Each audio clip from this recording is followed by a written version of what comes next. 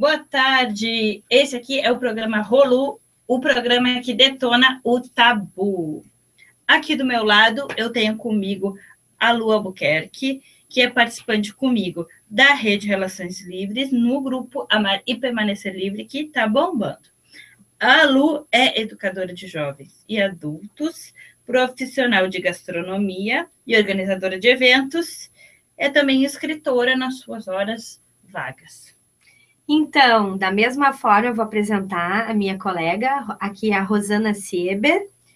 Ela é ativista do movimento Relações Livres, mãe da Yasmin, que tem 2 anos, artista plástica, vendedora e atualmente escritora. Então, gente, nós estamos no espaço La Integración, tá? Que é um espaço comunitário, um ponto de cultura, e nós estamos desenvolvendo um trabalho que nós não temos a pretensão de ser radialistas nem jornalistas, a gente está criando um espaço cooperativo e um espaço criativo. Então, nós esperamos contar com a participação das pessoas, que as pessoas possam nos ouvir, nos ver, também dar sugestões para o programa, participação, vamos ter entrevistas também, né, Rosana? A ideia. Então, assim, Rosana, o que te motiva para te fazer esse programa? O que significa para ti o programa Rolo? Eu acho que o programa Rolo é um espaço para a gente falar temas que não são aqueles que são debatidos convencionalmente e também apresentar posições que não são apresentadas convencionalmente, né? Onde a gente possa estar apresentando argumentos, embora seja um programa, eu acho que ele tem uma certa vocação para polêmica, e as polêmicas, elas suscitam que haja uma polarização. Eu acho que a ideia dessa bandeira que está aqui atrás, ela é bem representativa. Sim. Porque a gente, em uma questão, a gente sempre pode ter várias nuances, né? E eu sou uma pessoa daquelas que não tem papas na língua e que gosto de me expressar e tal, né? Sabendo que as pessoas têm o direito de aceitar ou não a minha expressão e levar isso numa boa. Isso que é importante, que é essa diferença entre eu e a Rosana, que é esse jeito dela complementa o meu, né? Então, por isso esse programa que é o Rolo. Eu chamo Rolo! Que eu acho que vai dar certo, né? Então, assim, eu acho que o que motiva a fazer o programa, assim, da mesma forma, é também estar expondo as ideias, né? E também mostrando para as pessoas o que é o feminismo, desvendando, tirando esse tabu, esses dogmas que tem sobre a mulher, esse peso, esse fardo enorme que nós temos sobre a condição da mulher, né? E também a motivação de estar no espaço criativo que é o La Integración, que a gente pode mudar, a gente pode fazer um programa mais dinâmico, mais jovem, falar de coisas mais atuais. A gente não quer falar de coisas banais, a gente quer falar de coisas atuais, quer falar da sociedade, o que nos atinge, a gente quer que as pessoas participem. E isso é a questão do espaço criativo. Perfeito.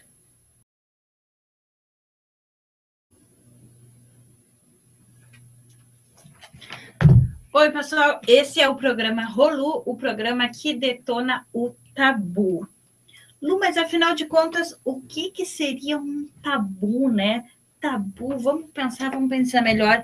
Vamos recorrer ao nosso velho amigo e conhecido Amansa Burro, também conhecido por dicionário, agora disponível no Google. Exatamente. Tabu vem do inglês e do polinésio, tapu. Interdito, proibido, sagrado. 1. Religião. Proibição por determinada ação de aproximação ou contato com algo ou alguém que é considerado sagrado. 2. Lugar, animal, objeto, coisa ou ação proibidos por temor de castigo divino ou sobrenatural. 3. Medo ou proibição de origem religiosa, social ou cultural. 4. Assunto que não pode ou não se deve falar. 5. Que é proibido, interdito. Lu, agora que a gente já mergulhou um pouquinho na definição de tabu, tu pode me dizer se tabu se o sexo realmente é um tema tabu na nossa sociedade? Concordo, claro que é. Tabu é tudo que a gente não tem explicação.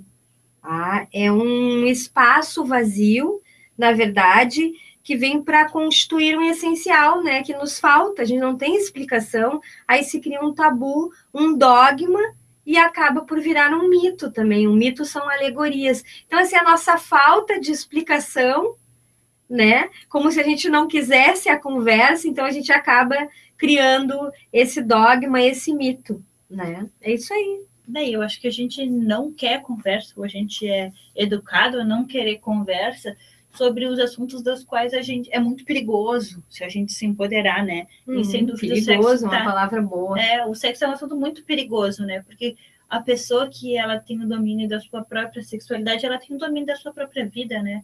Para tu controlar, já não vai me falhar o nome do autor da frase, depois eu procuro e posto, que é controlar o prazer das pessoas é controlar as pessoas. Então, a gente já sabe que daí vem bastante a questão do controle das pessoas e do porquê que a gente não fala de sexo, porque que sexo é um tabu. Voltando para a questão do tabu, a própria palavra tabu, ela chegou no Ocidente pela observação dos antropólogos dos hábitos de sociedades que eles consideravam sociedades primitivas. E aí é muito fácil, né? Tu perceber o que é estranho, o que é proibido, o que é interditado, o que é cercado de religião e mito, porque tu tá observando o outro, né? Aí é muito mais fácil. Quando a gente olha para nossa sociedade, a gente tem mais dificuldade de identificar o que é mito, o que é tabu, o que é inquestionável, o que tá, enfim, acima, né? De debate, acima da nossa compreensão, né? Então, o primeiro tabu do ponto de vista da antropologia, ele foi a questão do incesto, a proibição, né, da relação entre as pessoas com consanguinidade, né? É considerado o primeiro tabu, né? Ou seja, a relação entre sexo e tabu, ela já começa daí, né? Do primeiro tabu da antropologia. Exatamente. Então, só para complementar o que tu estava falando, eu tenho aqui o livro Dialética da Família, que tem vários autores, das quais eu destaquei o Levi-Strauss e o Freud, que são dois autores que abordam o tema desse incesto primitivo, né? Então, aqui Freud fala dessa questão do totem, né? Do totêmico, que nessas sociedades antigas existia uma regra de reciprocidade, que existiam clãs, né, clãs separadas, e o totem, ele distinguia uma clã da outra. Então, era como um símbolo, ou era um animal, um elemento da natureza, era qualquer símbolo que pudesse distinguir, além do sangue também, porque eram clãs diferentes, e todas as pessoas daquela clã, não necessariamente irmãos ou irmãs, não pessoas do mesmo sangue, mas formavam uma clã que a origem do totem era a consanguinidade, ou seja, eram irmãos de totem, não necessariamente irmãos de sangue. Então, nessa regra da reciprocidade, a questão se dava uma troca entre as tribos totêmicas, entre as clãs. E nisso, a moeda de troca era a mulher, né? A mulher já era considerada um objeto, ela era trocada ou para casamento, para unir os sangues das tribos, ou também para a questão da paz. Então, já se vê aí a mulher como um objeto, né? Mas, de qualquer forma, essa circulação de mercadoria, que era a mulher, né, que era como um bem, ela era uma forma do ser sair da natureza básica, do primitivismo, para um ser social. No fim, aquilo ali serviu para transformar o homem também, aliás, como ele era realmente, num ser social. Isso aqui, o comentário no livro, fala o seguinte: é uma invasão da cultura no campo da natureza. Então, essencialmente, o homem como um ser social, né, Rosana? Então, um outro tabu também nessas sociedades era a questão do sangue menstrual das mulheres. Para as clãs, o sangue, propriamente dito, era uma questão importante. E naquela época, as mulheres, na sua menstruação, elas eram segregadas, elas tinham alguns cuidados especiais, mas não era uma visão religiosa, era uma imposição, vamos dizer assim, aleatória. Então, surgem aí também as primeiras imposições também de comportamentos da mulher, né? Então, ela era um objeto, ela era trocada, ou era para o casamento ou para assegurar a paz, ela era uma mercadoria. E também, num segundo momento, também ela era segregada com uma imposição cultural. Porque, assim, para algumas mulheres, a questão da menstruação é uma questão bem natural, bem tranquila, e já para outras, a mulher já tem dores, já passa por uma série de coisas de cólica, que a gente sabe hoje em dia. Então, eu não sei, me parece que tu achou uma visão diferente disso, né? Na verdade, sociedade. O mesmo fato, ele sempre pode ser visto de duas maneiras, dependendo de quem olha, né? E lembrando que existiam outras clãs também, né? Não. Vários tipos de clãs com culturas diferentes e totens diferentes, né? Não era uma só. Não, exatamente. Mas, tipo assim, dois povos podem fazer a mesma coisa e atribuir a esse mesmo fazer dois significados diferentes, né? Tu usou a palavra segregação. E outros povos vão usar, por exemplo, uma outra conotação que seria respeito a um resguardo. Que é uma outra conotação, de as mulheres terem o direito de se isolar das tarefas domésticas, delas terem o direito de se isolar do convívio dos homens, para que elas tivessem um tempo entre elas para conversarem, porque, em geral, uma mulher não entra na regra sozinha, entram várias, né? Para que elas tivessem um tempo que fosse delas, que fosse um tempo de reflexão e um tempo de união entre as mulheres. Aí eu tenho uma pequena frase. Nas sociedades primitivas australianas, que é o conteúdo do livro na qual foi abordado, as mulheres se tornaram aí alvos de crenças mágicas e surgiram as primeiras proibições que atuavam como uma espécie de segregação.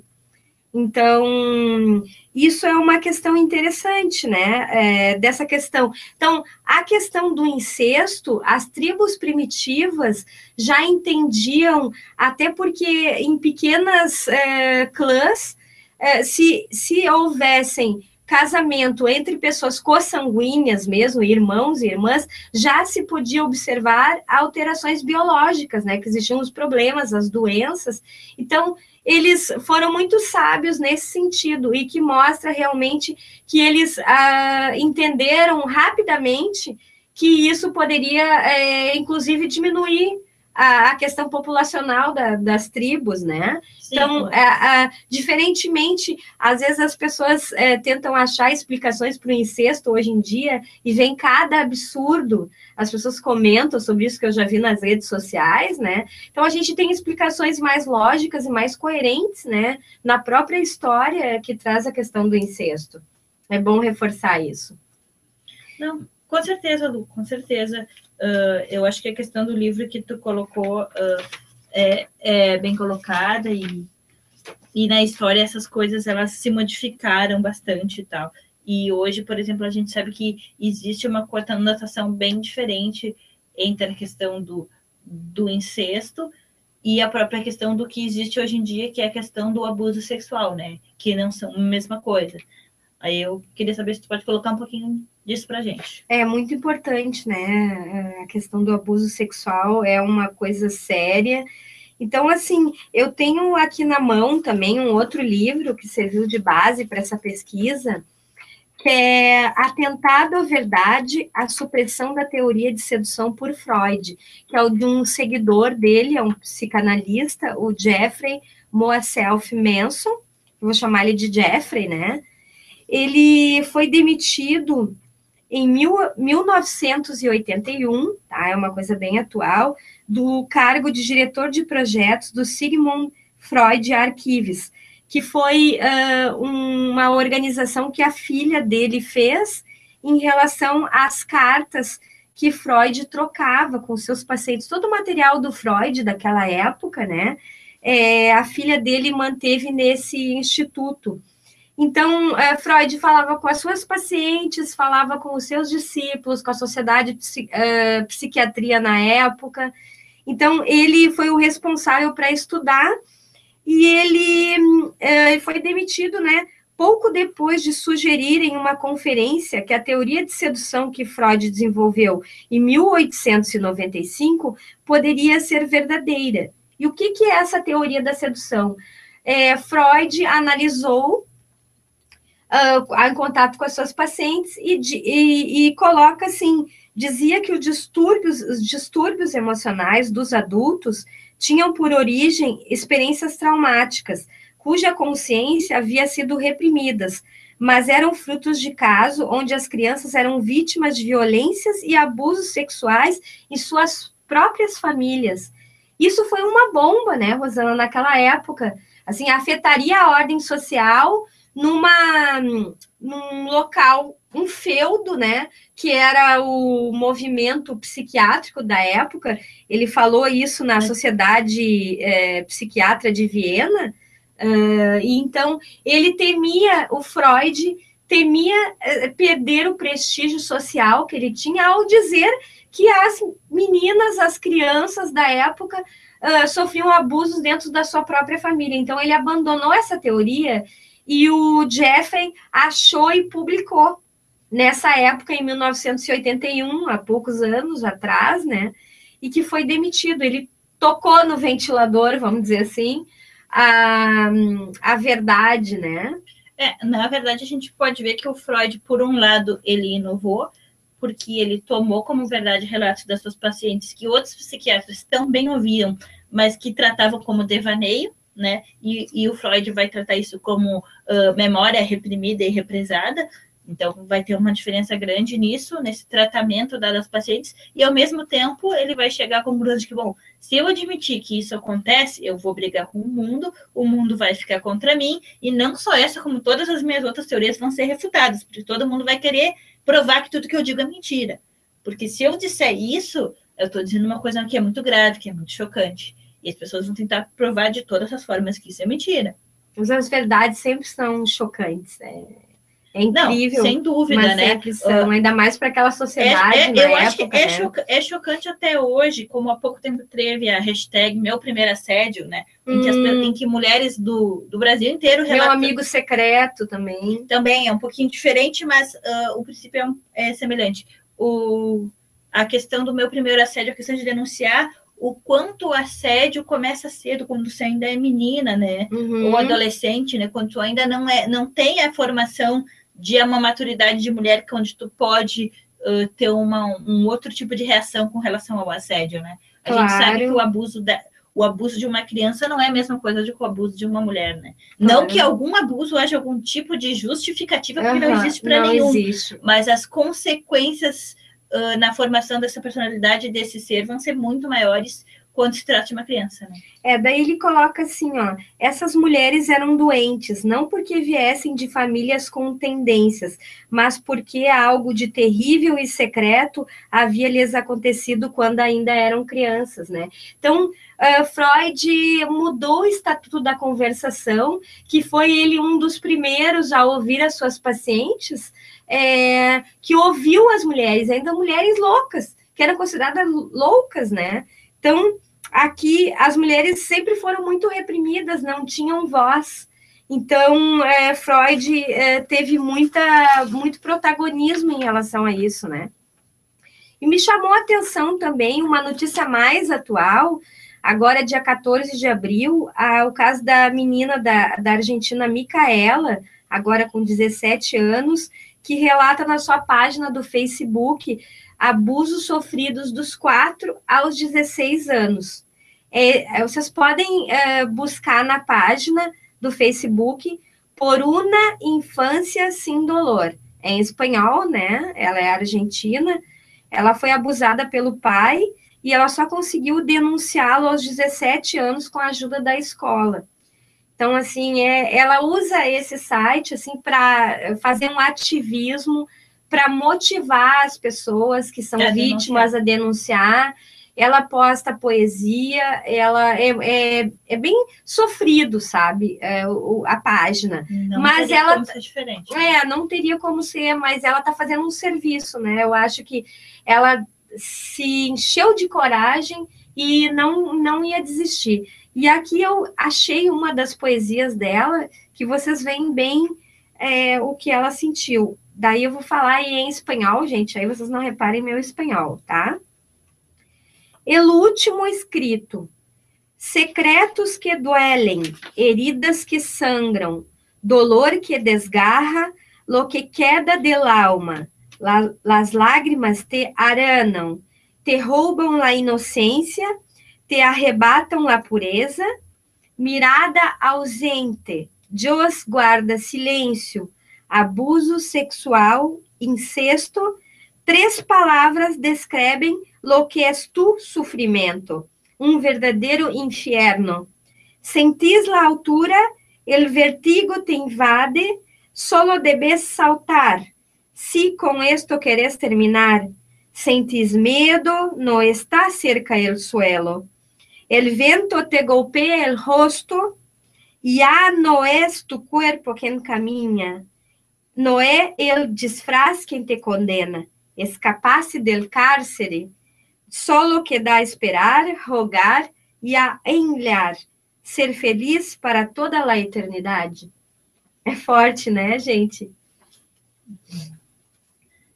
Enfim, né, a gente vê que os reflexos de a gente ver numa sociedade rodeada de tabu, eles vão se dar em várias esferas, né, e uma das principais é na questão da educação, né.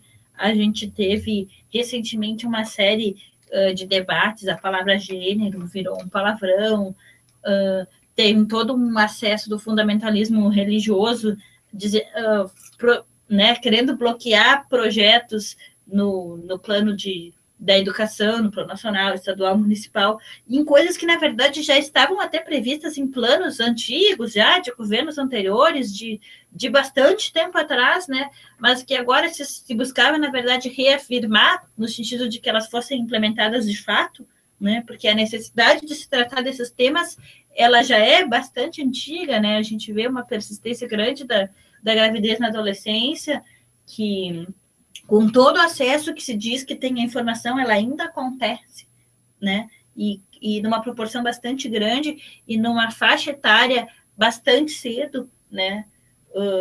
E aí, tipo assim, né? Se você não tem liberdade para conversar,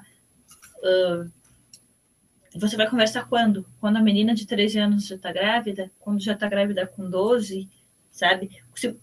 Como você não pode falar de sexo com crianças? Você vai esperar como? Você vai esperar elas terem outra criança nos braços? Você vai esperar, ou não vai falar de sexo e elas vão passar por uma situação de abuso, ou elas já vão estar sofrendo cantada na rua, ou elas já vão estar sendo olhadas na rua como mulheres. Então, tipo assim, por que não falar? É a sociedade do tabu, né? Falar. Nem em casa se fala, nem na escola não se consegue falar.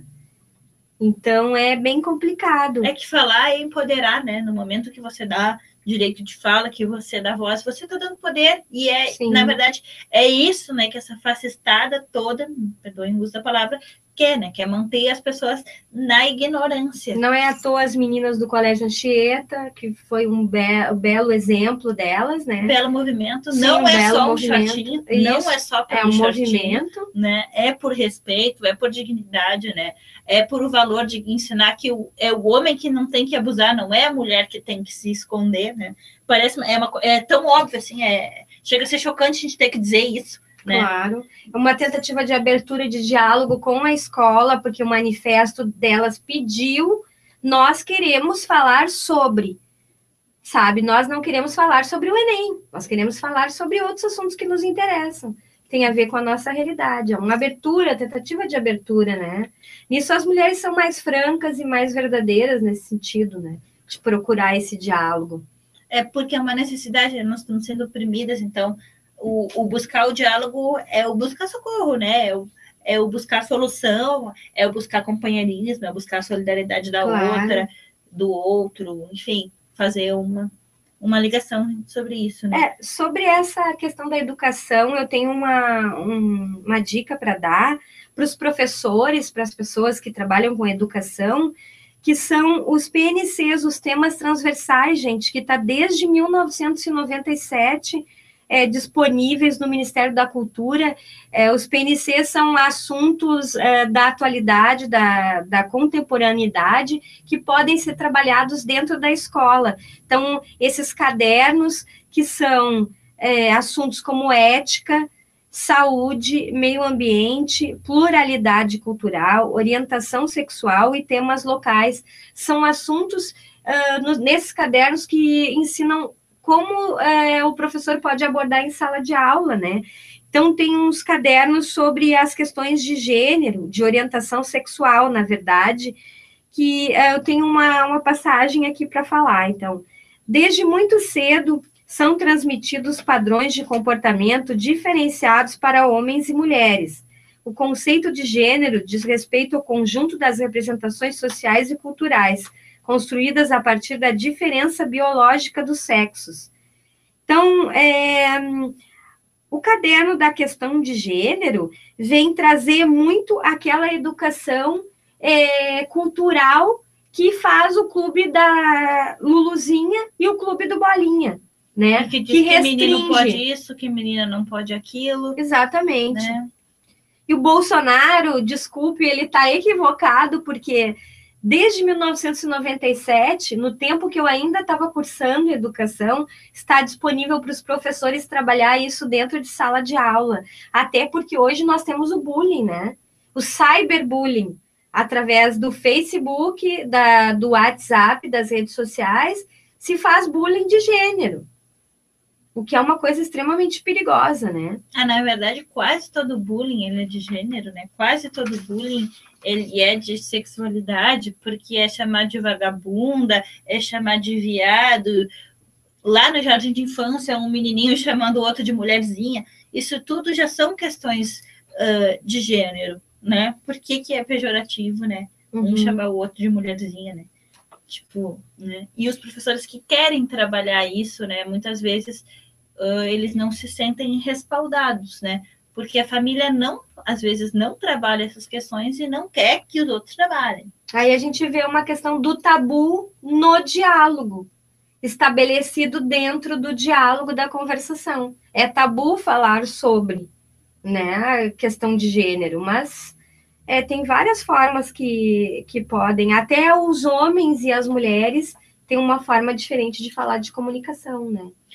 Com certeza, eu acho que falar de sexo é difícil para todo mundo, tanto para homens quanto para mulheres.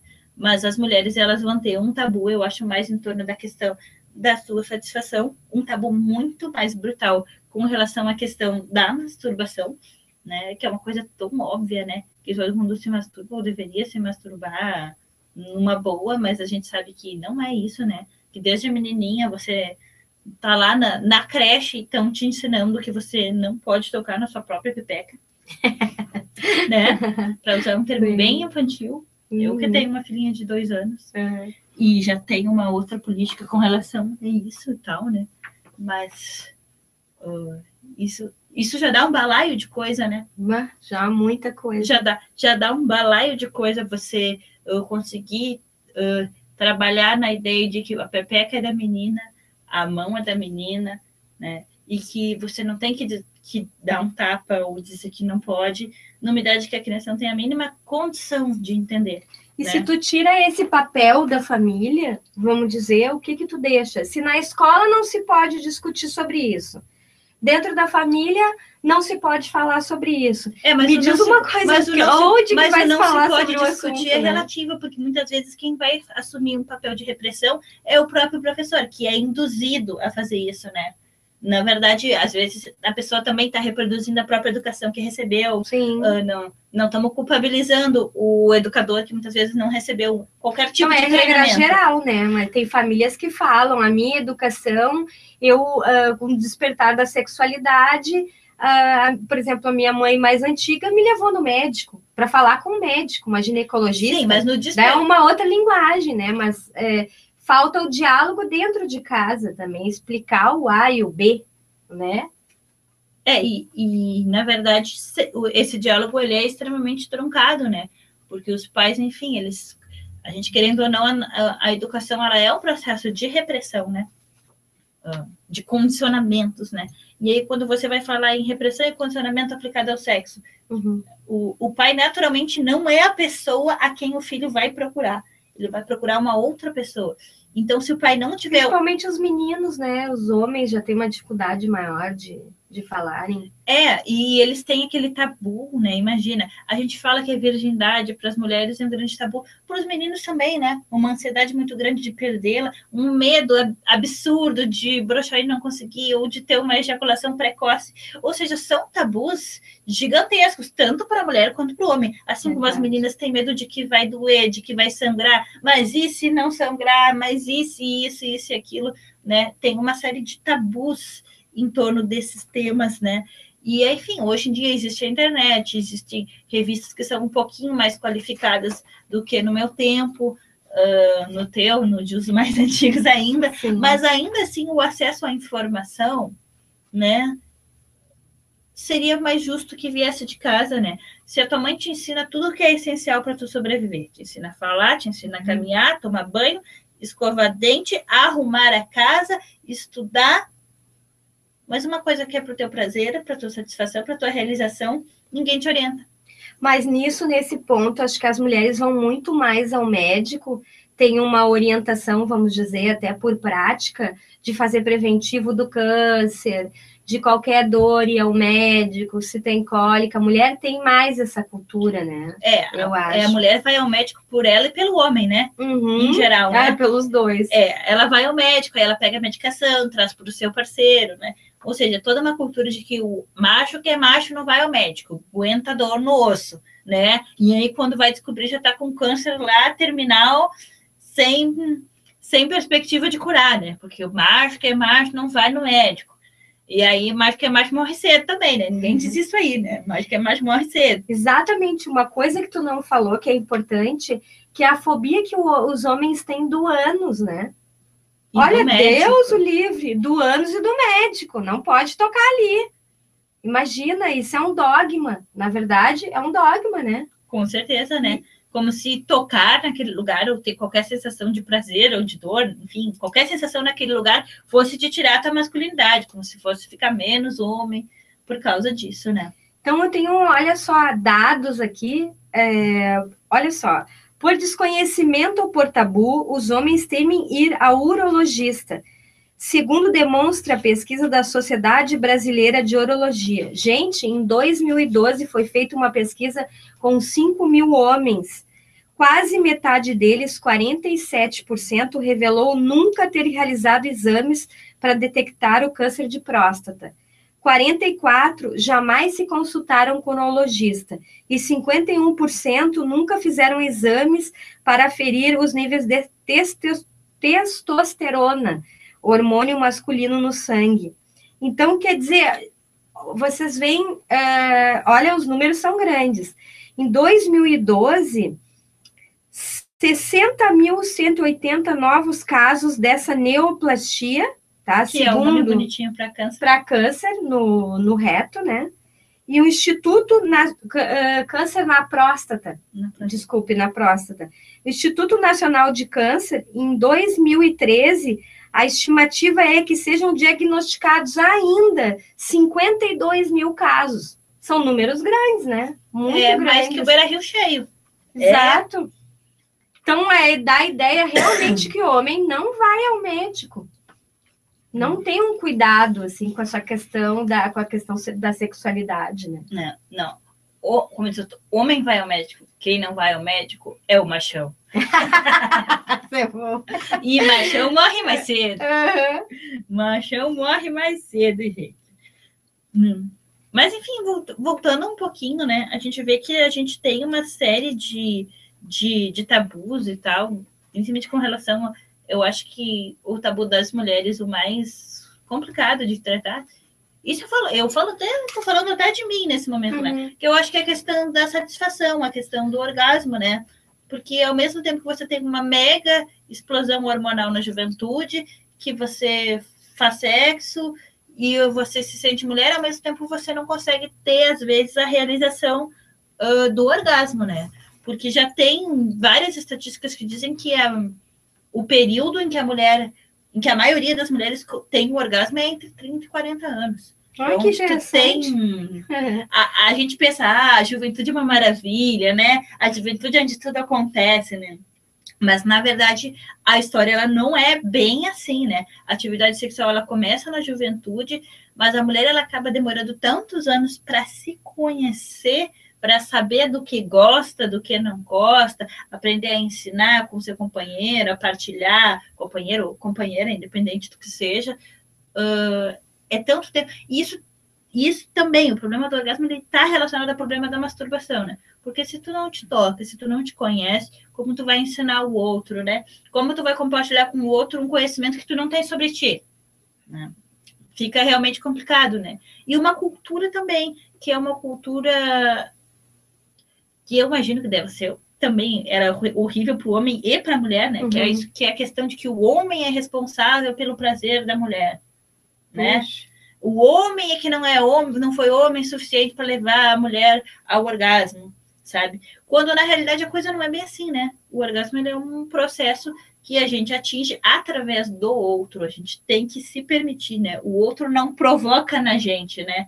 Não é uma coisinha assim, ó, te toquei com uma varinha mágica, deu orgasmo. Essa é uma realidade que, na verdade, a gente tem que ser solidária. A pessoa que está ouvindo, nos ouvindo, pode ser a realidade ou pode não ser, né? Nesse caso, a questão da gente poder falar com as mulheres. Como eu falei, as mulheres acho que são mais sinceras para falar sobre isso e conseguem desenvolver melhor essa questão da sua sexualidade. Mas eu me dei conta, hoje em dia, falando com muitas amigas, muitas pessoas, que a realidade é diferente, né? Tem muitas mulheres ainda que estão percorrendo um caminho que é descobrir o seu próprio prazer, e tem algumas que nunca experimentaram um orgasmo. Isso que tu falou tem muita lógica, porque dos 30 aos 40 anos é a parte que a mulher se conhece melhor, ela pode ter filhos também. Então, esse conhecer o seu corpo é muito da mulher, né? Ela tem isso e a mulher de ouvir os sinais do seu corpo. Agora você falou em maternidade, né? Eu até como eu já sou mãe, né? Eu até diria que a gente passa por um processo de se conhecer e de se reconhecer, né? Porque a gente também também. A nossa sexualidade ela muda tanto também, né? Que a gente se conhece, depois a gente tem que se conhecer de novo e depois novamente, né? Porque a gente também vai mudando e tem que se adequar às próprias mudanças, né? É verdade, eu também tenho, só que a minha filha tem 18 anos, então a gente vê que a sexualidade hoje dos jovens é diferente. Eles são, de uma certa forma, mais liberais, mas eles não têm a informação, eles não têm aquela orientação, vamos dizer assim, eles sabem, hoje, ou conversando com a amiga, olhando o Google, mas eles talvez não tenham essa liberdade para falar, apesar de ser uma sociedade, vamos dizer, a sociedade brasileira parecer liberal, eu acho que, na verdade, esconde muitas coisas que deixam a desejar, né? Não, esconde muita hipocrisia, né? E se uma menina vai perguntar qualquer coisa sobre sexo, vai taxada de vagabunda, né? Ainda existe muita coisa nesse sentido, né? Eu vou perguntar tal coisa para minha mãe, o que a minha mãe vai pensar de mim? Mas, porra, vai perguntar para quem? Entendeu? Sim. Tipo, isso tudo são processos, né? Que a gente está passando, e eu acho que a juventude de hoje é uma juventude que ela tem acesso à informação, mas ela não tem acesso a uma noção de responsabilidade, né? De que o sexo ele é um processo que ele envolve responsabilidade consigo, responsabilidade com o outro, com a própria saúde, com o próprio bem-estar, né? Na verdade, não existe essa conversa de que você tem que ter um amadurecimento para ter uma vida sexual. E eu não estou dizendo que isso requer qualquer tipo de repressão ou começar a sexualidade mais tarde. Eu acho que não tem nada mesmo, a ver isso, mas eu acho que tu tem que ter uma orientação. Tem que saber que não é uma coisa que se pode fazer inconsequentemente, né? E eu acho que no momento que tu não dá uma orientação, é isso, né? Sim. Não, a AIDS não acontece comigo, acontece só com o filho do vizinho engravidar, não acontece comigo. Aconteceu com várias coleguinhas minhas, mas não vai acontecer comigo, né? A gente, quando é adolescente, a gente não tem. Eu já fui adolescente um dia, a gente acha que nada de ruim vai acontecer com a gente. Nunca é com a gente, né? É sempre com os outros. Sim. Eu trouxe uma história aqui, que é uma outra coisa interessante sobre a questão do tabu da virgindade, que é uma historinha bem fácil de entender, né? A história da super virgem e seu ímen complacente, do Dr. Maurício Garcia. Ele é um médico, e aqui ele relata 2 papos, assim, com 2 leitores, né? Um leitor preocupado com a questão da virgindade da sua namorada, que ele transou e não conseguia deflorar, vamos dizer assim, a namorada, e a outra é uma leitora sobre engravidar, né? Então diz assim, ó: meu caro leitor, seu e-mail é a prova viva de onde a desinformação pode levar um ser humano. Desculpe a franqueza, mas realmente da educação sexual. Talvez por tantos tabus impostos pela ainda conservadora sociedade brasileira, estamos bem mal. Né? Então, aqui para explicar o ímen complacente, né? Na sequência, ele fala, querida, para a leitora, né? Sobre a questão de engravidar, mesmo sendo virgem, né? E aí o doutor responde: querida, isso é básico. É claro que dá para engravidar sendo virgem. Ou você nunca ouviu falar que nas coxas pega? Ela dá uma risada e diz: eu não acredito em você, o cabaço não deixa engravidar. O doutor responde: mas é um médico que está te dizendo isso. Ela: eu não acredito, mas puto, como tu é burra. O doutor fala isso. Então, isso aqui é só uma historinha para vocês saberem que existem ímen complacente.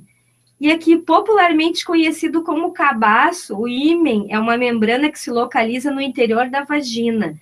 Sua função é mais social e tradicionalmente considerado como o marco da virgindade feminina.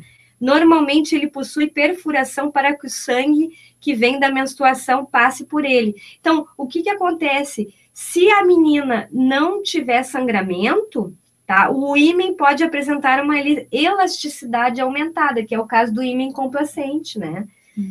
Então, com esse discurso, aconteceram muitas coisas. A questão da virgindade é um tabu também, né, Rosana?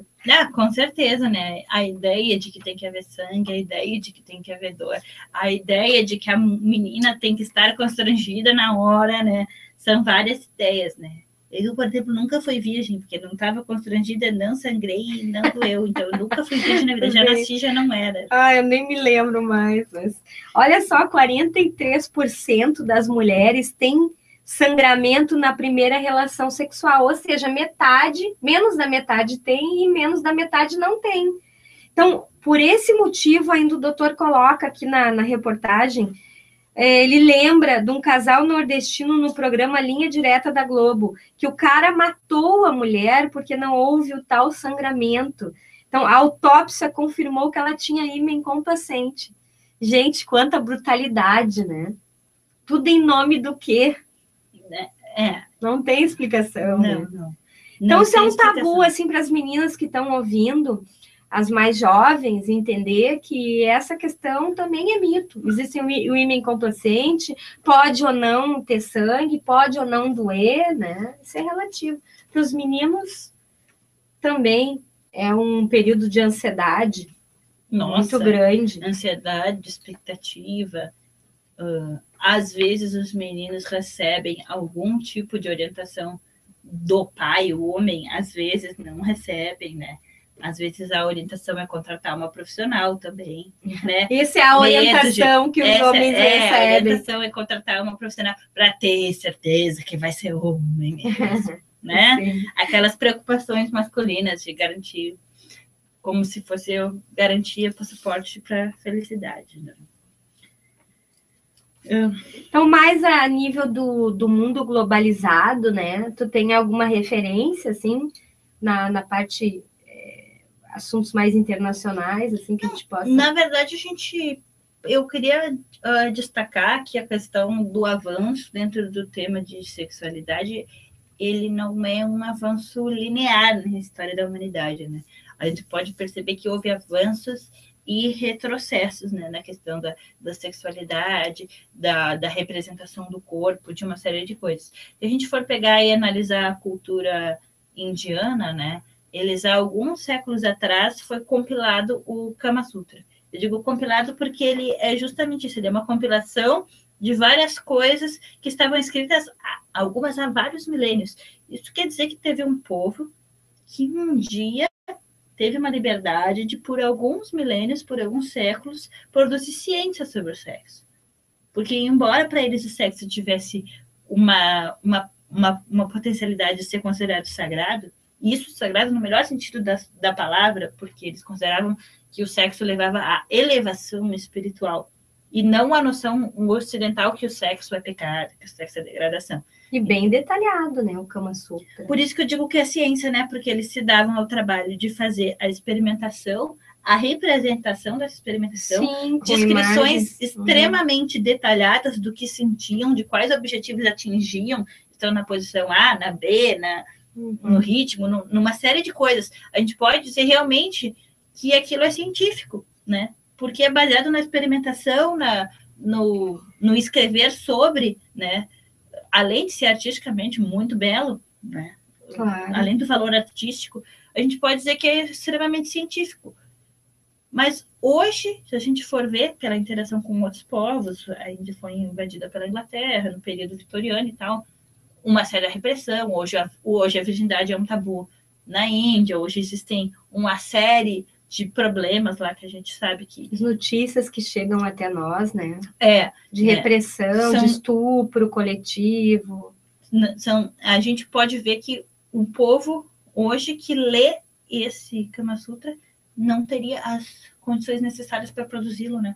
Ele é o resíduo de uma cultura. Porque aquelas condições culturais para produzir aquilo, elas não existem mais. Sim. Né? Então, é importante te ver a gente pode dizer que são heranças da antiguidade. São heranças da antiguidade deles. Do mundo antigo. Mundo antigo. E assim como a gente pode dizer que a gente teve um apagão em todos os sentidos, cultural, científico, literário, artístico, na Europa, que foi a Idade Média foi um apagão, porque na antiguidade a gente sabe que a questão do sexo era diferente, né? A questão... Tinha-se uma questão bem resolvida com a questão da homossexualidade, né? Sim. Um cultivo do sexo... São os paradigmas, né? De cada época que vão mudando. Já foi muito comum, muito aceito, e hoje em dia tal é repressão. E assim como a gente tem ondas, né? De liberação, a gente tem ondas de repressão, né? Infelizmente, o nosso desenvolvimento ele não é linear como a gente gostaria de... Bom, agora que andou para frente, só vai para frente. Não, infelizmente, depois que foi para frente, pode ir para trás. Sim, né? Dá para se observar isso realmente na história. Então, assim, a Rosana falou de coisas positivas, né, gente? E eu tenho que mostrar o outro lado, o lado sério também desse mundo globalizado.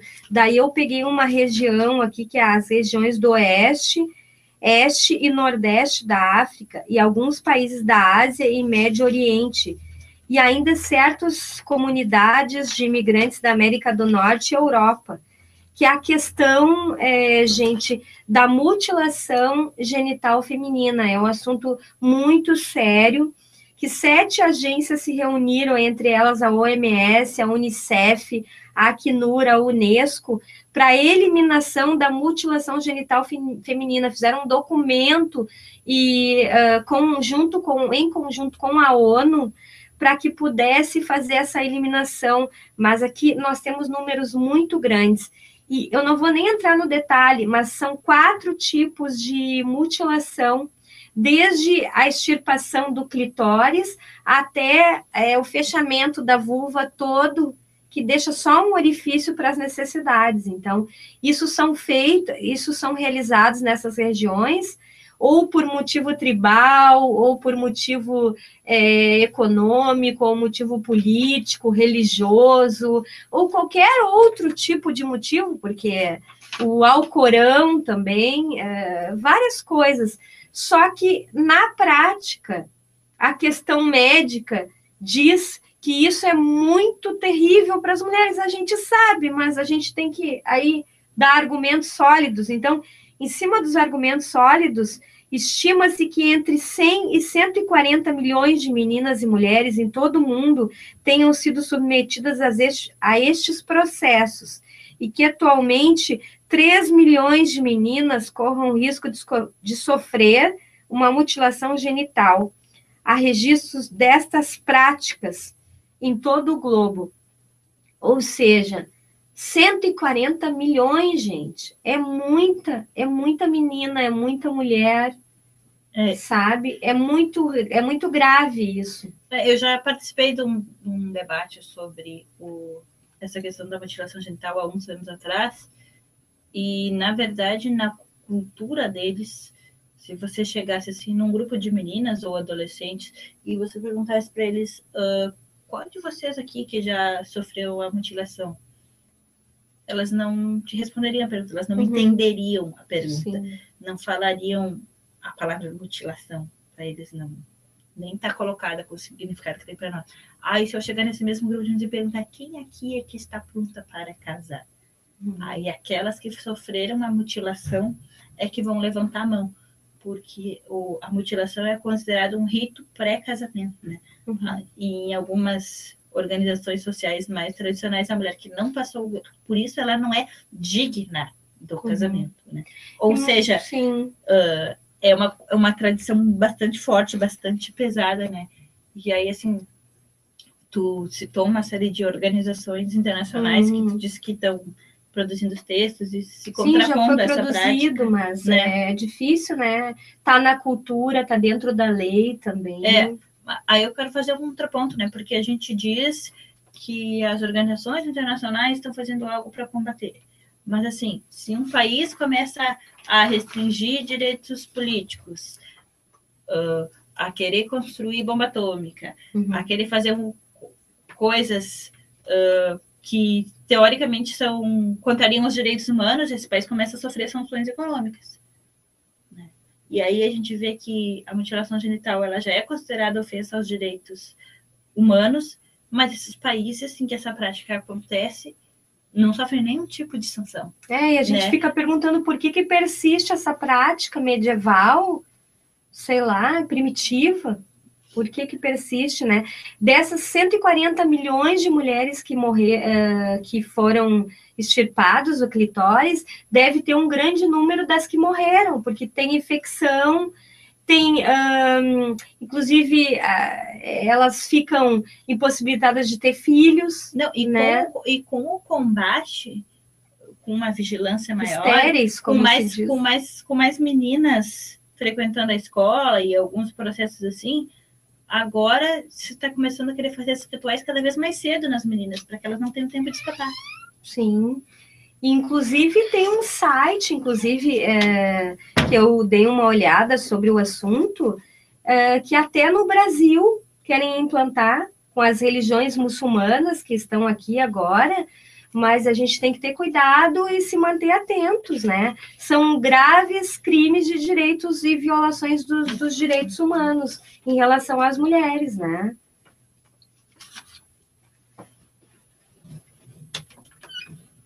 Então, a gente tem também alguns momentos informativos aqui, que a gente possa passar para vocês estarem acompanhando o programa.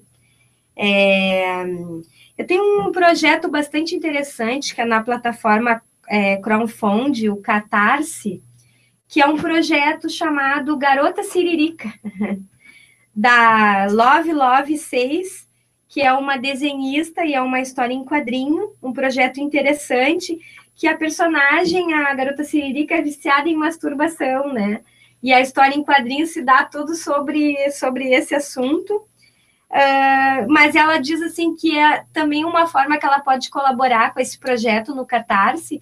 Se vocês procurarem, Garota Siririca, tá? No projeto no Catarse, vocês podem procurar, botar no Google. Então, que facilita a conversação, tá no quadrinho, é fácil de ler, elimina as repressões dos diálogos, é muito interessante. Gostaria de informar também o projeto Coletânea RLI, que são coletâneas de textos, tá, gente? Vocês podem acessar o projeto na página do Facebook, no programa Rolo, tá? Vocês vão achar lá o projeto Coletânea. São 12 temas muito interessantes. A gente elencou várias coisas sobre sexualidade, poliamor, maternidade, tem várias coisas lá, agora eu não me lembro todos, mas vocês podem acessar o edital. Nós estaremos recebendo inscrições até dia 30 de junho, e lá tem e-mails para contato também, para as pessoas que queiram escrever algum artigo, pode ser até... Relacionado à não monogamia, né? Isso, a não monogamia. O título é Relações Livres e Não Monogamia, reflexões contemporâneas na sociedade brasileira. Então, já aí você gosta de ler, de escrever, pode participar com a gente. É um projeto de coletânea participativa, que é um livro, né? Vamos lançar na Feira do Livro. Então, para a gente ter esse projeto, precisa a participação de todo mundo, né? Também eu gostaria de agradecer a cedência da arte, das gravuras do artista plástico, o músico Gil Rossi, que ele é mineiro, que atualmente ele está em Porto Alegre, ele faz um trabalho baseado em arte pop. Vocês viram as gravuras na vinheta, linda, maravilhosas, coloridas, todas têm uma essência feminina, né, colorida, e ele atua na banda Capitão Rodrigo também, que é uma ópera rock excelente, que eu fui o ano passado, no Teatro São Pedro. Então, eles estão agora em turnê pelo Brasil, tá? Vocês podem acessar no site Capitão Rodrigo, tá? E gostaria de parabenizar também pelo Dia das Mães, agora em maio. Vai ter os Dias das Mães, não sei se é o mês das mães, das noivas, não sei se a gente vai ter outro programa, a gente vai ter que ver, né, a nossa data. E vocês podem procurar o programa Rolo no Facebook e no canal do YouTube também, tá? Ok. Teus informes, Rosana.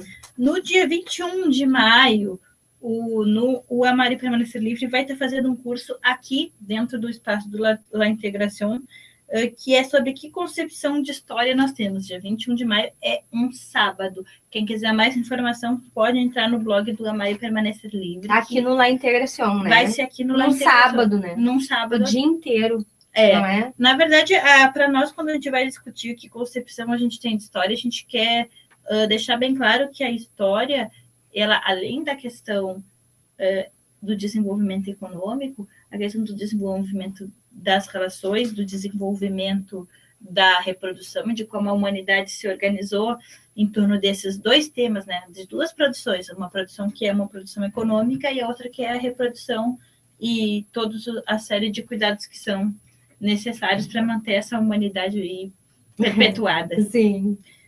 Era isso, gente. Então, a gente tem um momento mulher também, que sempre que a gente tiver o programa, a gente vai trazer uma personalidade feminina de qualquer época, pode ser da sociedade antiga, moderna, medieval, a gente vai procurar elas em qualquer lugar. E a Rosana trouxe hoje a personalidade... A Maria Montessori. Gente, Maria Montessori, algumas pessoas talvez que sabem alguma coisa de pedagogia já tenham ouvido falar no sobrenome Montessori, que foi uma mulher que desenvolveu um método pedagógico na Itália, talvez a pedagoga mais famosa da Itália, sem ela nunca ter sido formada em pedagogia ou educação, muito pelo contrário, né? Ela era médica? Ela se formou em medicina.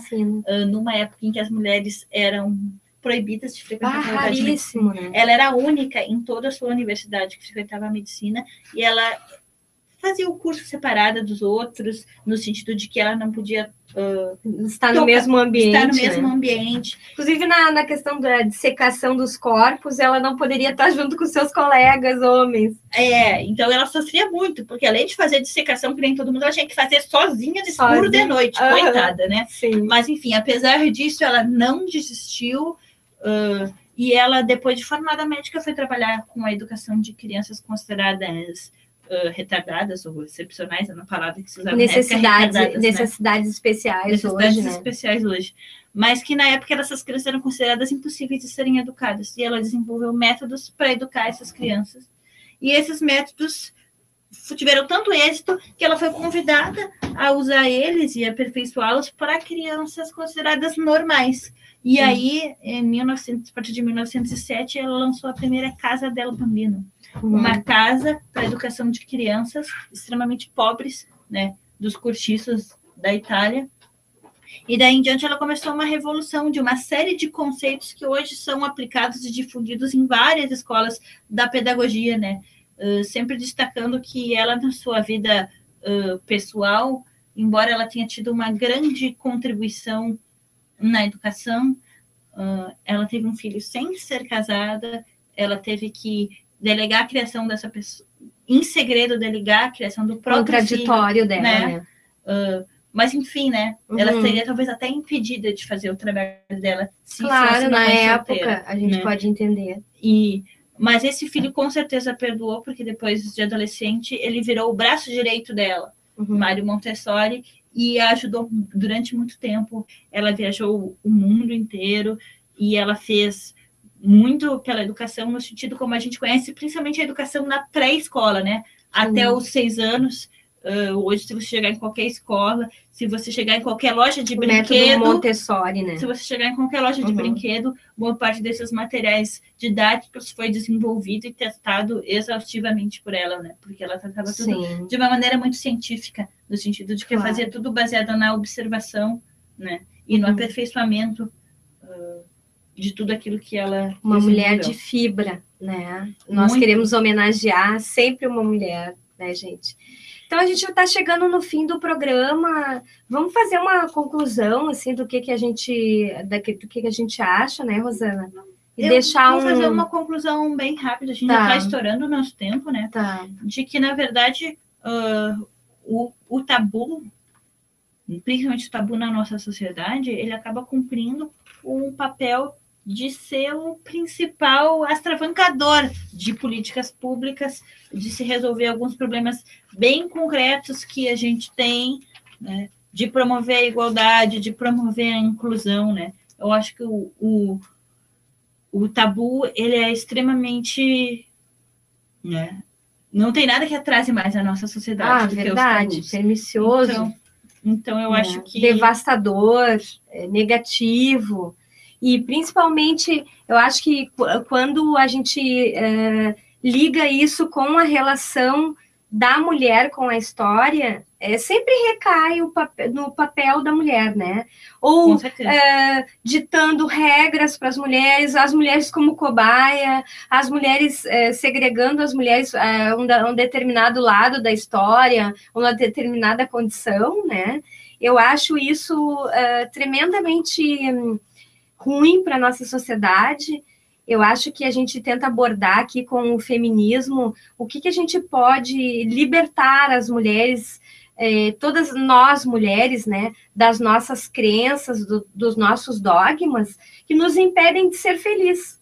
Eu acho que a gente tem liberdade, sim, a gente pode ter liberdade. A gente nasceu... sempre tem um preço, a gente tem que lutar por ela, a gente tem que lutar, a gente nasceu para ser livre, a gente tem essa vocação, né? E eu tenho uma frase que eu achei interessante, assim, uma outra feminista, da Mary Wollstonecraft, a mãe da Mary Shelley, aquela que inventou o Frankenstein. Aos 19 anos, ela fez aquela história, a literatura sobre Frankenstein. A mãe dela foi uma das primeiras filósofas e defensora dos direitos das mulheres no século XVIII. Eu achei linda a história dela. mais adiante a gente vai trazer, ela definiu o feminismo como uma busca dos direitos da humanidade, e que eu concordo plenamente. Valores, gente, mais universais. E daqui a gente se despede com vocês até o próximo programa.